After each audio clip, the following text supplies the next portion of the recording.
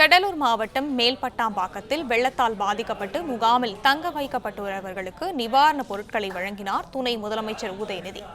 இதை பற்றின மேலும் விவரங்களை எமது செய்தியாளர் பாண்டியராஜன் வழங்க கேட்கலாம். பாண்டியராஜன், வணக்கம். விவரங்கள் என்ன பகிரலாம்?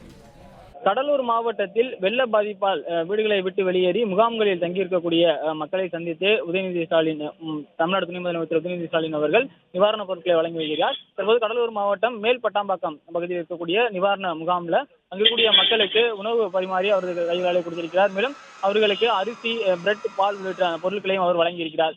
ஒரு சிலர் இன்று மாலை அவர்களுடைய வீடுகளுக்கு திரும்ப இருப்பதன் காரணமாக அவர்களுக்கு தேவையான மளிகை பொருட்களையும் வழங்குவதற்காக அவர் அறிவுறுத்தல் வழங்கியிருப்பதாக தெரிவிக்கப்பட்டிருக்கிறது. இந்நிலையில முகாம்களில் இருக்கக்கூடிய மக்களுக்கு நிவாரணப் பொருட்களை வழங்கக்கூடிய இந்த காட்சிகளை நாம் தற்போது பார்த்துக் கொண்டிருக்கிறோம்.